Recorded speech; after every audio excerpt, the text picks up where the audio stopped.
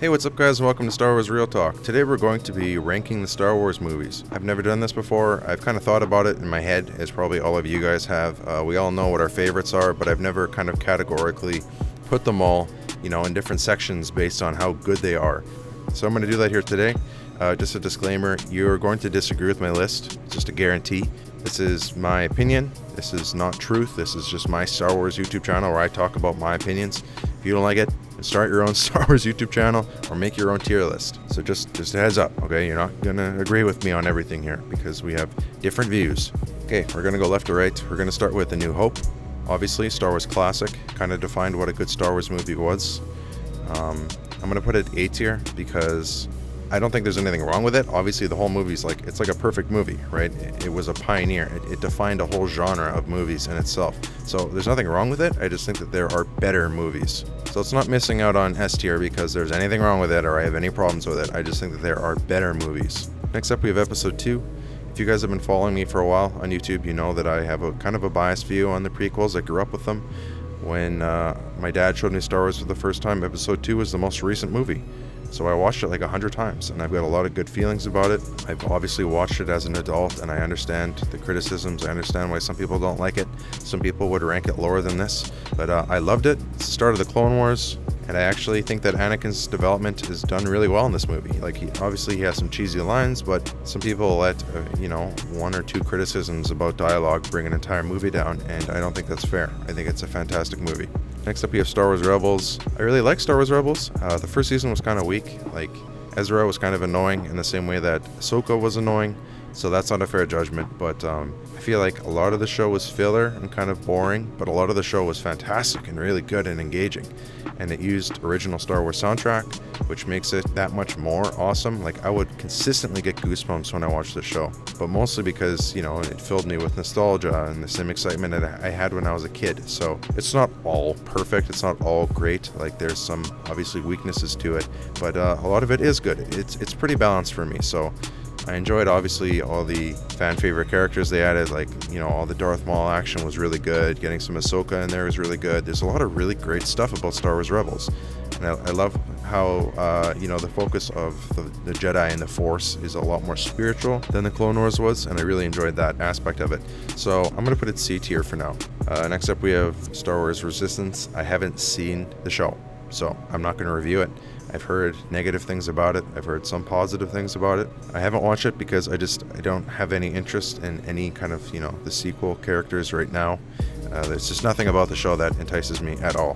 I would only watch it because it's a Star Wars show, and I feel obligated to watch everything Star Wars. But for now, I don't have an opinion on it. Next up, we have Return of the Jedi. That's an easy S tier for me. I love everything about it. I love the continuing story of the Skywalkers.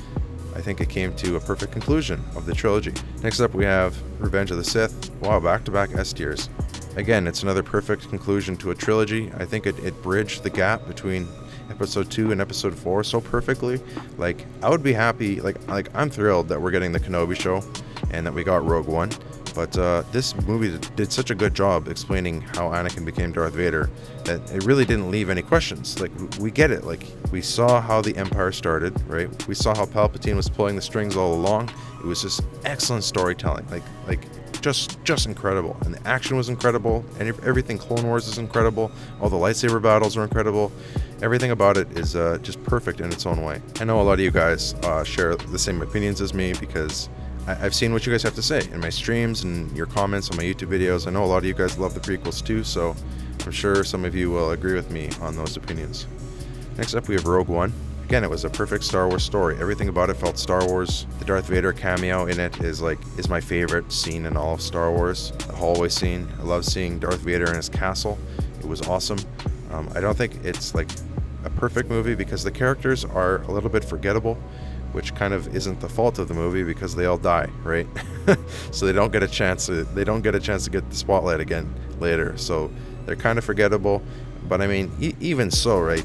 They could have made characters that were they super stood out so that they withstood the test of time.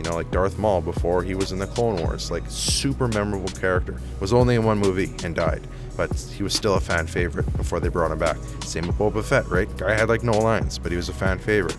So it's not really an excuse to say that they were forgettable because they all died. There could have been a little bit more into it for the character development. I think that difference between the characters being memorable would have made the difference between it being A tier and S tier. It did tell the story perfectly, like it explained everything about how the rebels got the plans. It was a perfect transition into episode 4. It felt very OT, which is why I rank it so high. It has that Star Wars feel. You guys know what I'm talking about. It's difficult to explain, but it had that Star Wars feel to it. Very good movie. Next up we have Solo. I know some of you guys like Solo, some of you didn't. I didn't really like it that much. Actually, correction, I thought the Solo movie was really good. It was really well done. It told the story of Han perfectly, you know, how he met Chewie. There are all those fun little Easter eggs about his gun and the Millennium Falcon and all those things. Like, great movie, but I didn't like Solo. I didn't like Han Solo, I should say. The actor didn't portray Harrison Ford very well, in my opinion.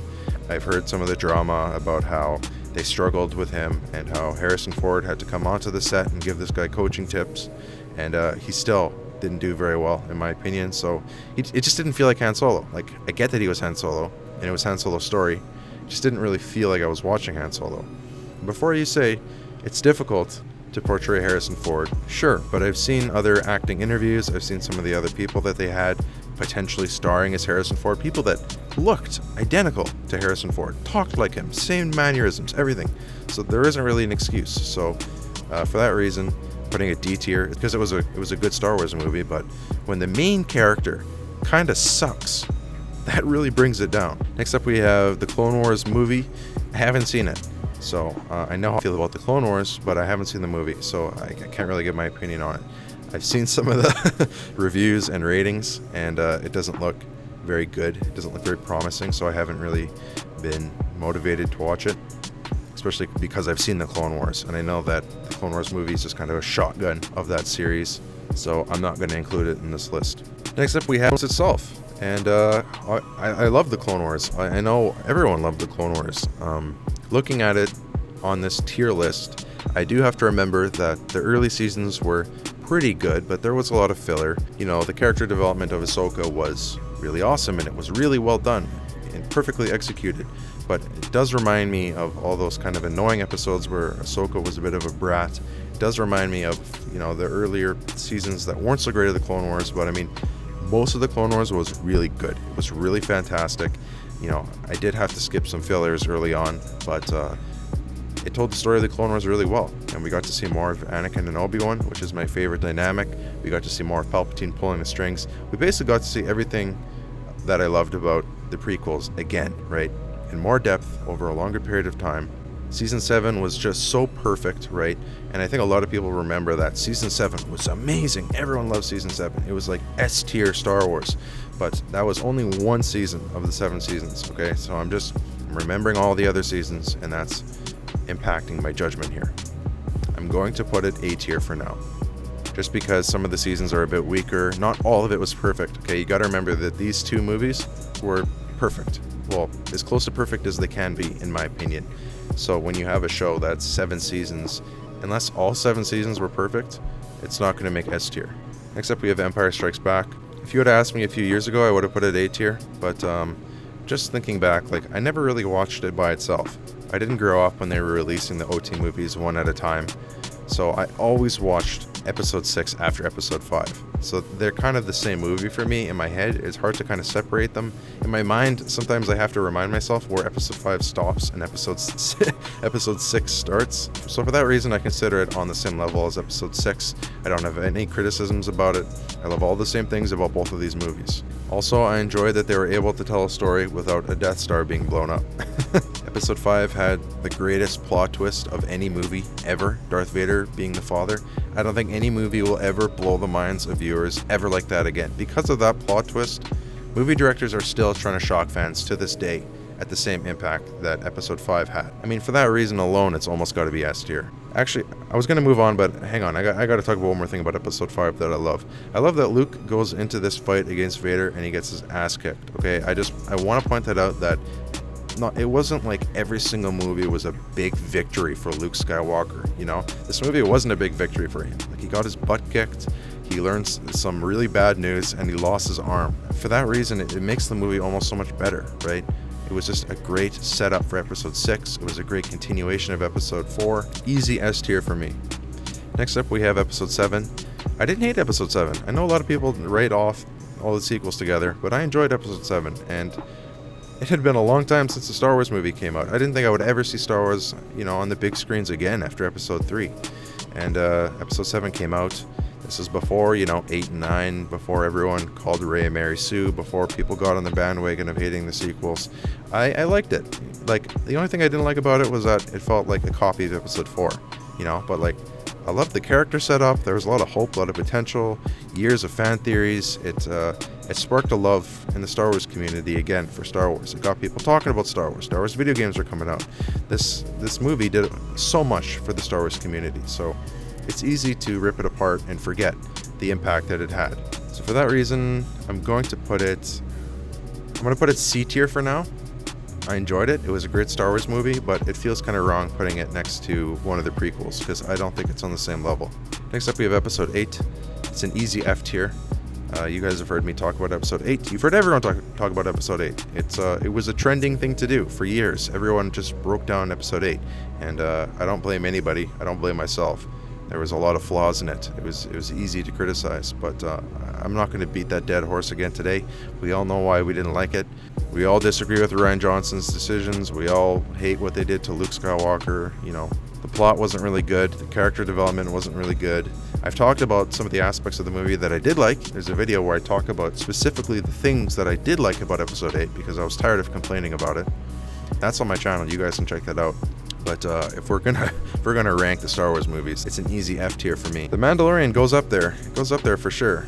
Now my only decision that I have to make is it S tier or is it A tier? Okay. It's kind of like The Force Awakens in a way. It followed a lot of bitter years of Star Wars, a lot of criticisms and breakdowns, and it got people loving Star Wars again. It brought everybody back together. It brought in some fan favorites again with the latest Luke Skywalker reveal. The Luke Skywalker and the Boba Fett reveal make me want to put it S tier so badly, but I don't want to put an entire series in S tier because of a couple of really great cameos. Don't get me wrong, everything in A tier is only not in S tier because I just think that these are better. There's nothing wrong with these. I don't have any criticisms. Like The Mandalorian and the Clone Wars both had filler episodes, but I still can consider them like everything that I want in Star Wars, right? They're everything I want Star Wars to be. Next up we have episode 1. I feel very strongly about episode 1 in the same way that I do episode 2. I always kind of watch them back to back, but I always loved episode 1, and when I was a kid I kind of thought the political stuff was kind of boring, but then as I grew older I found the slow political stuff very interesting, and now it's one of the reasons why I love episode 1 so much. It did such a good job setting up the Star Wars prequels, and in a way that connected to the sequels. People don't give it enough credit for that. And could you imagine after doing episode 4, 5, and 6 having to do episode 1? I don't think there's any way you could do it where it would compare to episode 6. This is following episode 6, right? So I understand why people kind of jumped on the hate bandwagon for it, but I loved it, and I think it had a lot of really memorable music and action scenes and lightsaber battles. One of the greatest lightsaber battles of all time is in this movie. It sets up Anakin's character great. It sets up Obi-Wan's character great. It was just a great setup movie. So the pod racing is so memorable. Like, they never did that again, and I'm glad they didn't try and do that because it was an iconic thing of this movie. Next up we have episode 9. This is the last movie that I'm doing a quick review on here. It was better than episode 8 for me, but it was worse than episode 7 for me. So that kind of falls under the D category. So I really didn't like episode 8. In episode 9 I spent a lot of time retconning what happened in episode 8, which was good, but in that time they could have spent telling a new story, expanding the universe in a way. It seems like they just wanted episode 9 to be a roller coaster, just kind of a joyride full of action. It moved so fast that we didn't have time to process anything or ask any questions, so you finish the movie thinking that you were just on a big adventure, but then you stop to think about it and you have no idea just what just happened. That's because the plot points were kind of not very memorable. There was nothing that was really great about this movie. Obviously it's fun Star Wars action, awesome visual effects, but the character development was kind of weak in my opinion. I didn't enjoy the big plot twists at the end that were just kind of there for shock value and nothing else. I didn't like the Palpatine reveal. and it felt kind of like a weak ending to the sequel trilogy. Just like episode 3 was a great ending to a trilogy, and episode 6 was a great ending, episode 9 was like a meh ending. The launch of the sequel trilogy with episode 7 was kind of the best that we got from that sequel trilogy, in my opinion, because it was a great setup. It had a lot of, unfortunately, poor follow through with episode 8 and episode 9. It was, these 3 movies are disjointed. They weren't a shared vision from the same director, and it's glaringly obvious, and that's why they're at the bottom of this list. Anyways, thank you guys so much for watching this video. I'm probably going to be thinking about this tier list as I go to bed and think, that should have been S tier, that should have been B tier, you know, because my opinion's probably going to evolve over time, just like yours will as well. But for now, this is where I'm ranking the movies. Hope you guys enjoyed the video. Tell me what your list is in the comment section. Where would you have put what movie? I'm curious to know what you guys think. Yeah, anyways, thanks for watching. Maybe we'll talk about it in my next stream. I can maybe expand a little bit in there and hear what you guys have to think. Subscribe to my channel if you haven't yet. That would really help me grow. And may the Force be with you.